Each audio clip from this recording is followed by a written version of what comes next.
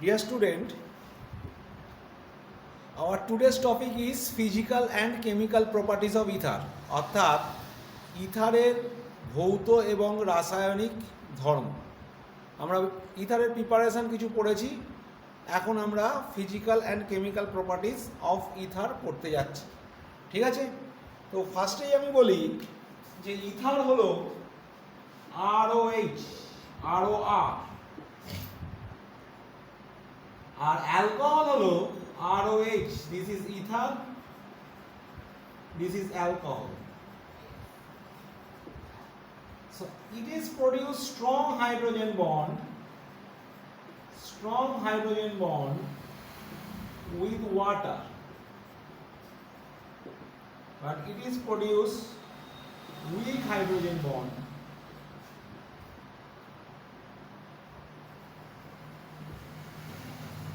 with water. So it is less soluble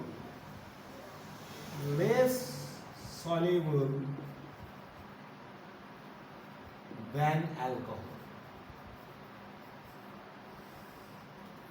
in water.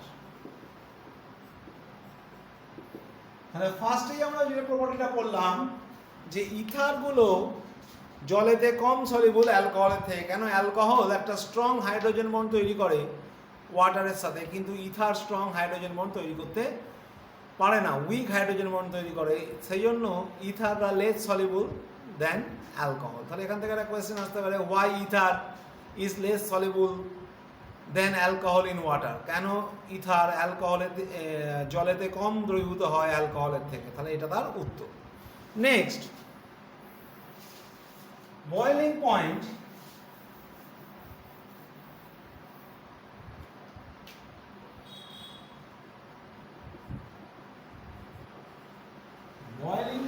of ether is less than alcohol,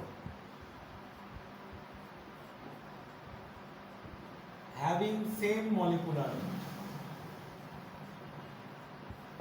অর্থাৎ যে সমস্ত ইথারের এবং অ্যালকোহলের একই বয়েলিং পয়েন্ট আছে, এই একই মলিকুলার ওয়েট আছে, ইথারের বয়েলিং পয়েন্ট কম হবে, অ্যালকোহলের বয়েলিং পয়েন্ট বেশি হবে।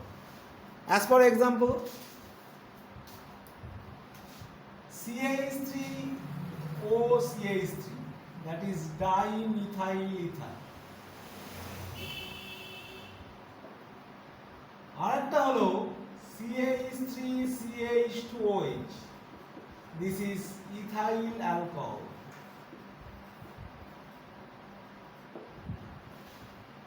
ডাইমিথাইল ইথারের boiling point is less than ethyl alcohol,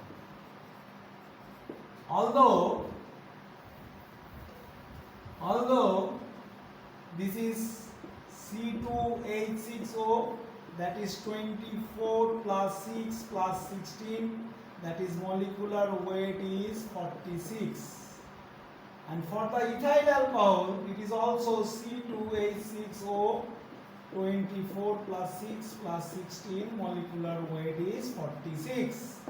Although both have same molecular weight, but ether has less boiling point than alcohol. তাহলে যদি কখনো কোয়েশ্চেন করে why ether has less boiling point than alcohol, because ether doesn't produce, ether কখনো বানাতে পারে না, ether does not produce H bond।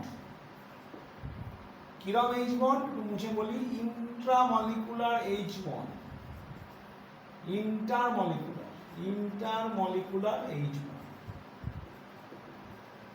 কেন বানাতে পারে না? বিকজ এই হচ্ছে ইথারে হাইড্রোজেনগুলো স্ট্রং ইলেকট্রোনেগেটিভ এলিমেন্টের সঙ্গে নেই। ইথারে হাইড্রোজেনগুলো কার সাথে আছে? উইক ইলেকট্রোনেগেটিভ এলিমেন্টের সঙ্গে আছে। সেই সব হাইড্রোজেনই হাইড্রোজেন বন্ড বানাতে পারি যারা স্ট্রং ইলেকট্রোনেগেটিভ হাইড্রোজেন এলিমেন্টের সঙ্গে থাকবে। তাহলে যেহেতু এখানে হাইড্রোজেন কার্বনের সাথে আছে, carbon is not a strong electronegative element, সেই জন্য এই হাইড্রোজেন বন্ড বানাতে পারবে না। কিন্তু আমার অ্যালকোহল দেখি, অ্যালকোহল যেমন এই অ্যালকোহলটা CH3CH2OH, এই হাইড্রোজেনটা অক্সিজেনের সাথে আছে। This hydrogen is connected with oxygen, and অক্সিজেনের সঙ্গে বা নাইট্রোজেনের সঙ্গে বা ফ্লোরিনের সঙ্গে আটকে থাকা হাইড্রোজেন কার সঙ্গে বললাম? Oxygen, fluorine, oxygen, nitrogen, fluorine, oxygen, নাইট্রোজেনের সঙ্গে থাকা হাইড্রোজেন বন্ড বানাবে। তাহলে এরা হাইড্রোজেন বন্ড বানায়, এরা পারে না। কেন পারে না? এরা কার্বনের সাথে আছে, কার্বন হচ্ছে তীব্র ইলেকট্রোনেগেটিভ বা স্ট্রং ইলেকট্রোনেগেটিভ নয়। This hydrogen is connected with oxygen, oxygen is strong electronegative, fluorine, oxygen বা নাইট্রোজেনের সঙ্গে থাকা হাইড্রোজেন বন্ড বানাবে। যার ফলে অ্যালকোহলগুলো একা একা থাকবে না।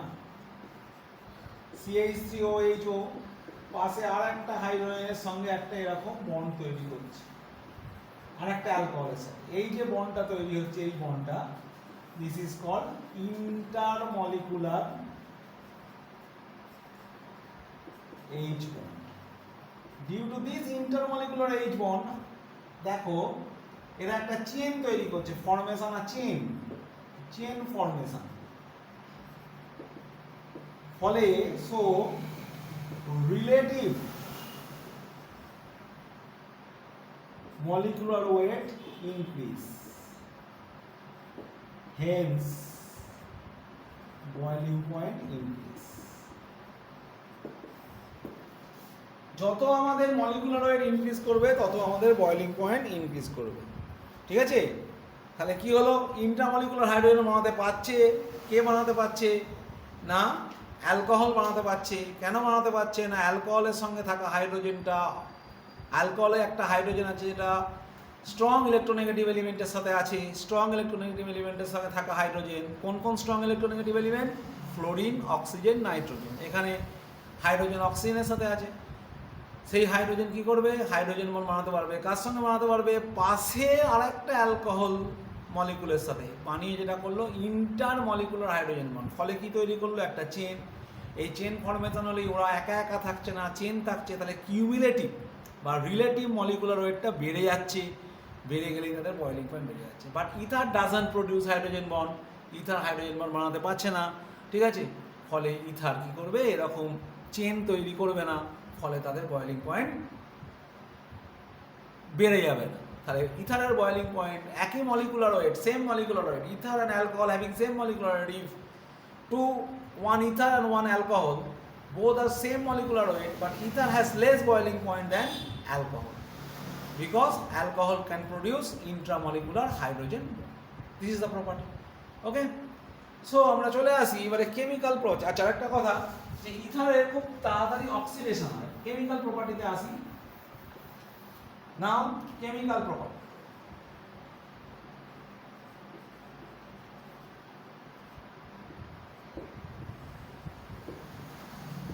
Oxidation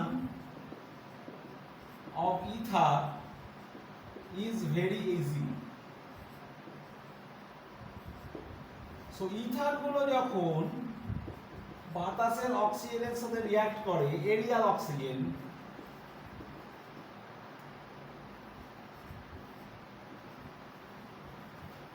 তখন এরকম ভাবে পারঅক্সাইড কম্পাউন্ড বানায়।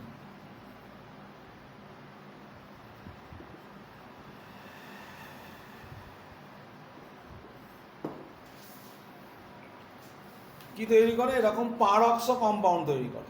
এবং this peroxo compound is explosive. This is explosive. ফলে বাস্ট হতে পারে, ইথারের পটলটা বাস্ট করে যেতে পারে। এই এক্সপ্লোসিভ তৈরি করে অক্সিজেনের সাথে। সেই জন্য ইথারকে কি করা হয়? Ether should be kept. আচ্ছা দেখো, আর একটা কথা বলি, যে এই রিঅ্যাকশনটাকে Sunlight in presence of sunlight, this reaction is very fast. In presence of sunlight, reaction is very fast. Reaction টা ভালো হয়, very good reaction in presence of sunlight. তাহলে আমাদের ইথারটাকে রাখতে হবে এমন ভাবে যেখানে অক্সিজেন আসবে না এবং যেখানে সানলাইট আসবে না, ঠিক আছে? এই কারণে ether is kept in a tight bottle. Ether must kept in a airtight bottle and wrapped by black paper.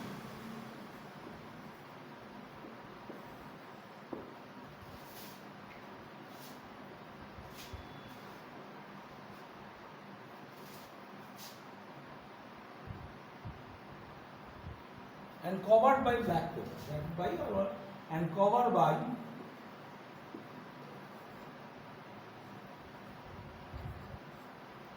black paper.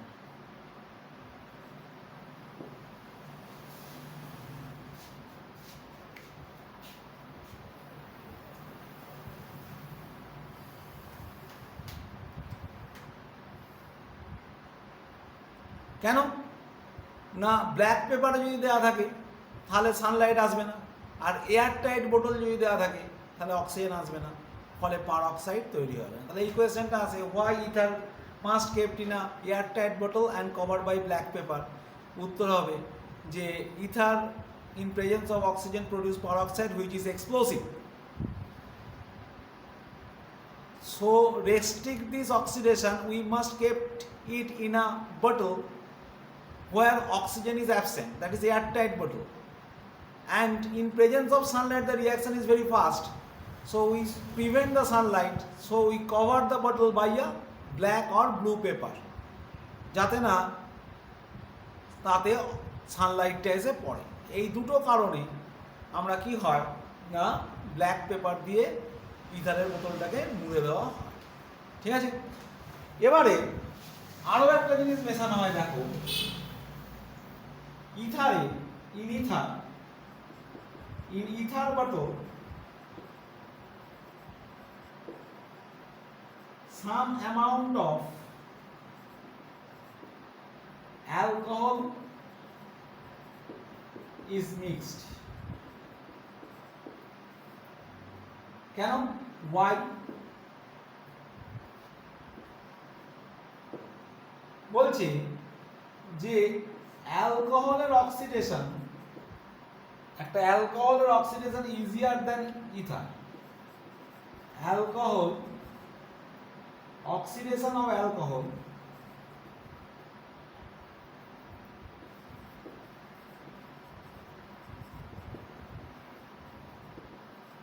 easier than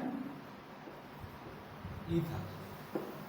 তাহলে কি হচ্ছে, যদি অ্যালকোহলটা মেশানো থাকে তাহলে অ্যালকোহলটা আগে অক্সিডাইজ হয়ে যাবে, একটুখানি যদি অক্সিজেন ঢুকেও পড়ে ওই ইথারের বোতলে তাহলে ওই অ্যালকোহলটা আগে অক্সিডাইজ হয়ে যাবে, ইথারটাকে বাঁচিয়ে দিয়ে যাবে, ঠিক আছে? So alcohol is sacrifice itself to oxidize, ঠিক আছে? And ether doesn't oxidize because কি alcohol is very prone to oxidation than ether. তাহলে ইথারটা বেঁচে যাবে, অ্যালকোহলটা অক্সিডাইজ হয়ে যাবে যদি সামান্য পরিমাণ অক্সিজেন ওই বোতলে কখনো ঢুকে পড়ে। সেজন্য ইথারের বোতলে কিছুটা অ্যালকোহল মিশিয়ে রাখা হয়, তার কারণটা হচ্ছে ওই অক্সিডেশনটাকে বাঁচাবার জন্য। নেক্সট আর একটা,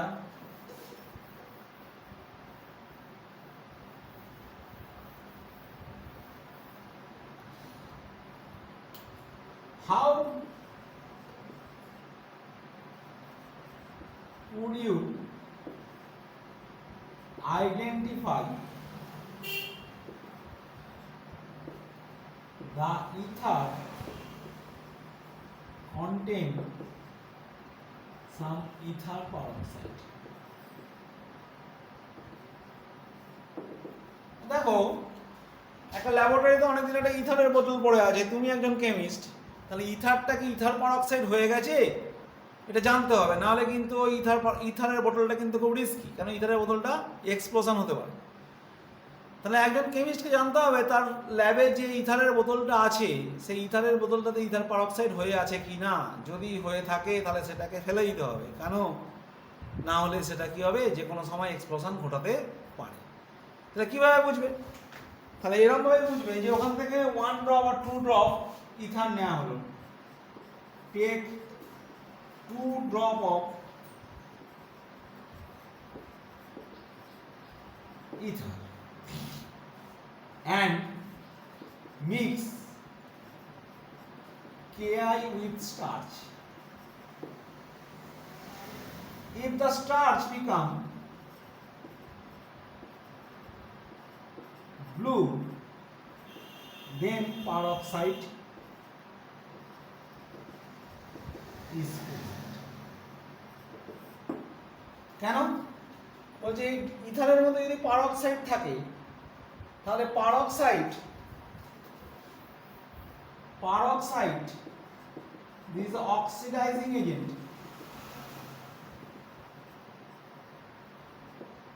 এটা কি করবে, Ki কে অক্সিডাইজ করে আয়োডিন লিবারেট করবে, and iodine plus starch equal to blue color. So is the oxidizing agent peroxide which oxidize Ki and produce iodine, and this iodine plus starch become blue color. Iodine starch iodide তৈরি করবে, যেটা হচ্ছে blue colour. তাহলে আমরা ইথারটাকে বুঝবো কি করে যে ইথারটা পারঅক্সাইড হয়ে আছে কিনা? প্রথমে ওখান থেকে নেব ইথার, যদি ইথারে পারঅক্সাইড থাকে তাহলে ওই ইথারটা কে রিঅ্যাক্ট করবে, করে আয়োডিন লিবারেট করবে, এবং ওই আয়োডিনটা স্টার্চের সাথে রিঅ্যাক্ট করে ব্লু কালার হবে। যখনই ব্লু কালার হবে তখনই বুঝতে হবে ডেফিনেটলি ওই ইথারের মধ্যে কিছুটা পারঅক্সাইড হয়ে আছে। ঠিক আছে? সো এইভাবে আমরা আইডেন্টিফাই করব যে an ether bottle is peroxide content or not. It's contain peroxide, or the ether is oxidized and form peroxide, this bottle contain peroxide or not, both bottle is not contain peroxide. ঠিক আছে?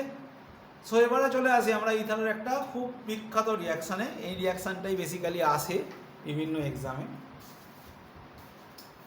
সেটা হচ্ছে dissociation of ether.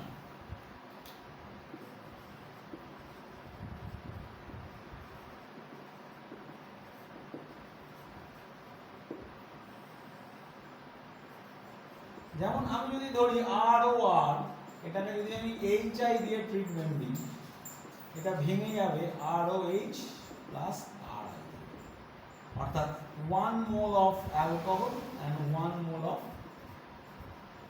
Alkyl halide. দুটো জিনিস তৈরি করবে, এক alcohol আর একটা হচ্ছে অ্যালকিল হ্যালাইড। তো রিঅ্যাকশনটা কিভাবে হয় দেখো, ইজ দ্য মেকানিজম। এটা দেখে নাও, এটা মেকানিজম অফ ইথার ডিসোসিয়েশন। ধরো ROR, এখানে প্রথমে HI from H plus from HI থেকে প্রথমে H প্লাস তৈরি হলো RORH, দিস ইজ প্লাস, কারণ ইলেকট্রন দিয়ে দিয়েছে। এর পরের স্টেপটা, তাহলে প্রথম স্টেপে এই H প্লাস অ্যাডিশন হলো প্রোটনেশন, তারপরের স্টেপটাই I মাইনাস এখানে হিট করবে, এইটা খুলে যাবে। তাহলে অ্যাকচুয়ালি এটা হচ্ছে SN2 রিঅ্যাকশন। দেখো এটা লিভিং গ্রুপ, নিউক্লিওফাইল হিট করছে, লিভিং গ্রুপ খুলে যাচ্ছে, তাহলে তৈরি হচ্ছে ROH প্লাস।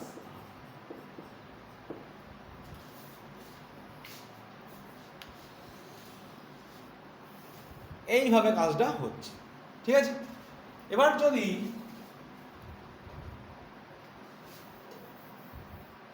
এটা রুম টেম্পারেচারে, আগের রিঅ্যাকশনটা রুম টেম্পারেচারে ছিল, এখন যদি আমি এই রিঅ্যাকশনটা একটু বয়েলিং কন্ডিশনে করাই, ওয়ার্ম কন্ডিশন, তখন তৈরি হবে 2 মোল অফ RI। কিভাবে? একই রকম ভাবে H প্লাস তৈরি হবে ROHR আই মাইনাস হিট করলো, এটা বেরোলো, তৈরি হলো ROH RI।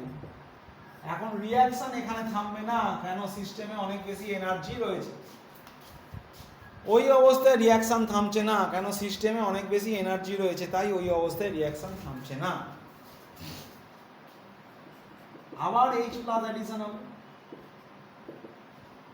তৈরি হবে ROH2 প্লাস, এতে I মাইনাস এসে হিট করবে, তৈরি হবে RI। তাহলে এই এক মলিকুল এই RI, আর এক মলিকুল RI, তাহলে 2 মলিকুল RI আলটিমেটলি তৈরি। মানে অর্থাৎ সাবস্টিটিউশন রিঅ্যাকশনটা দুবার হবে, ঠিক আছে? সাবস্টিটিউশন রিঅ্যাকশনটা কবার হবে? দুবার হবে। কেন? রিঅ্যাকশনটা ওই অবস্থায় থেমে যাবে না, যেহেতু সিস্টেমে অনেক বেশি এনার্জি দেওয়া আছে। ওকে, নেক্সট আমরা অন্য একটা জিনিস নিয়ে আলোচনা করি। এখন দেখো দুটো আর গ্রুপ সেম, এখন যদি এমন হয় দুটো আর গ্রুপ আলাদা, তাহলে কি হবে? ধরে নেওয়া যাক এইটা CH3, এটা ও, এটা CH2CH3, অর্থাৎ এইটা হচ্ছে মিথাইল গ্রুপ, এটা হচ্ছে ইথাইল গ্রুপ।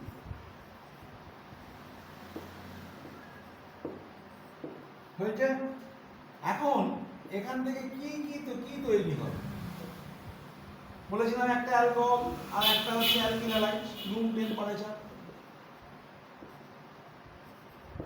তাহলে কি মিথানল আর ইথানল তৈরি হবে?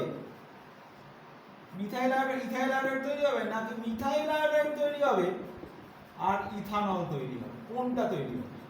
এইটা না এইটা? তাহলে আমাদের যেহেতু এটা সিমেট্রিক্যাল নয়, ডিসিমেট্রিক্যাল, তাই কোনটা আয়োডাইড তৈরি করবে আর কোনটা অ্যালকোহল তৈরি করবে সেটা আমাদের একটু দেখতে হবে। তাহলে দেখা যাক, মেকানিজম না জানলে এটা হবে না। আমি লিখি আর একবার, CH3O CH2CH3। তাহলে সবচেয়ে প্রথমে কি হবে?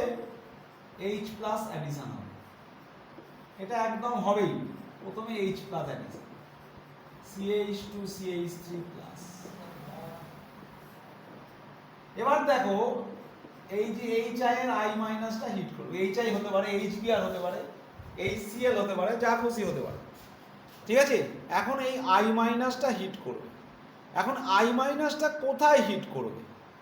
I মাইনাসটা সেই কার্বনেই হিট করবে যে কার্বনটা কম ক্রাউডেড, ঠিক আছে? I মাইনাসটা সেই কার্বনে হিট করবে সেটা কম ক্রাউডেড। দেখো এখানে মিথাইলটা কম ক্রাউডেড, ইথাইলটা বেশি, এই কার্বনটা বেশি ক্রাউডেড, কেন? এখানে দুটো হাইড্রোজেন, একটা মিথাইল আছে, এখানে তিনটেই মিথাইল।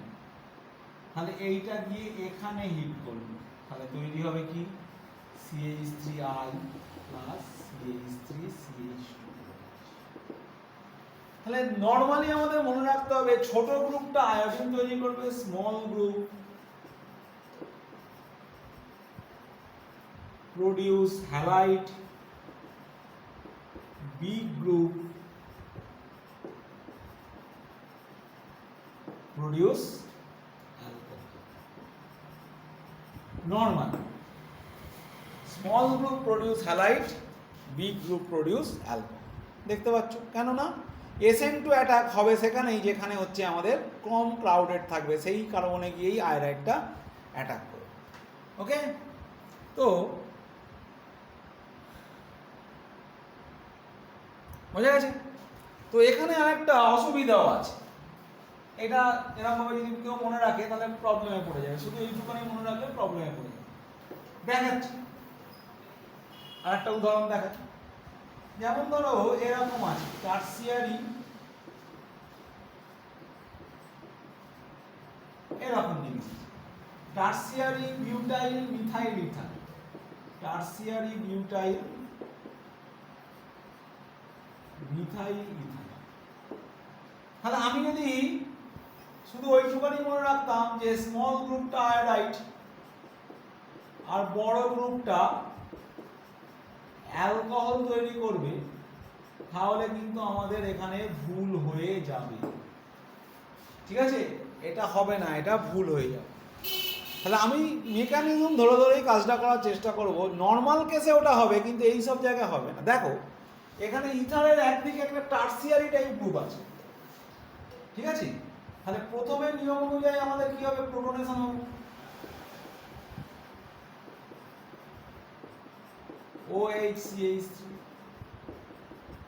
এখন এটা আর SN2 দিয়ে যাবে না, এটা SN1 দিয়ে যাবে। কেন যাবে না, যেহেতু এইখানে যদি এটা খুলে যায়, এই যে কার্বোক্যাটায়ন তৈরি হচ্ছে টার্সিয়ারি কার্বোক্যাটায়ন,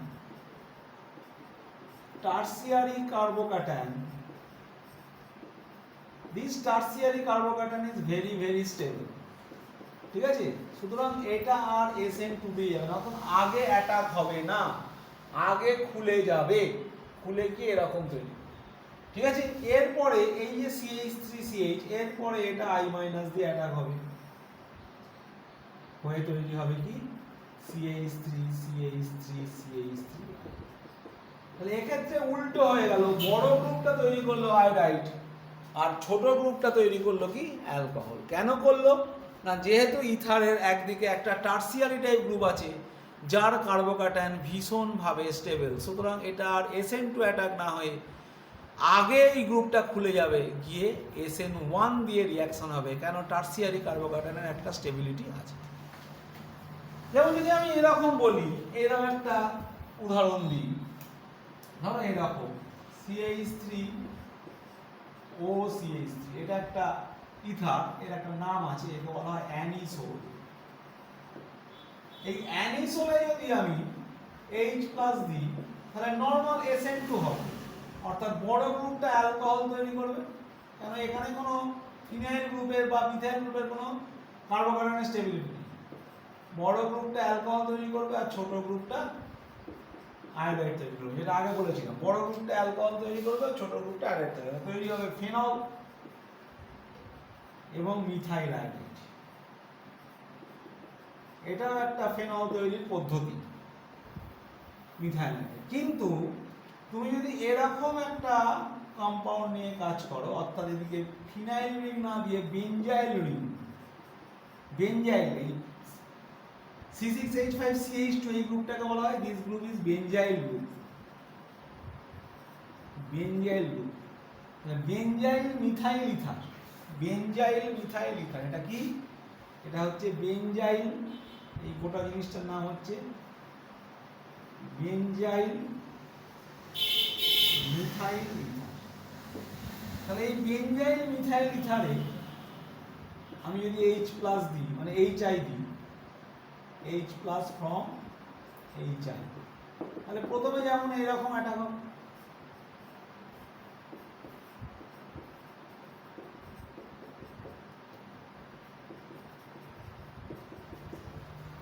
এবার দেখো এটা খুলে যাবে। আর কেন খুলে যাবে, SN1 এর দিকে যাবে। কেন যাবে স্যার, এই জন্যই যাবে যে এই বেনজাইল ক্যাটায়নটা is very very stable due to resonance. এই যে পাই বন্ডগুলো ঘুরে ঘুরে রেজোনেন্স করবে, ফলে এটা মিথাইল অ্যালকোহল হয়ে যাবে, আর এইখান থেকে এটা তৈরি করবে I- বেনজাইল আয়োডাইড।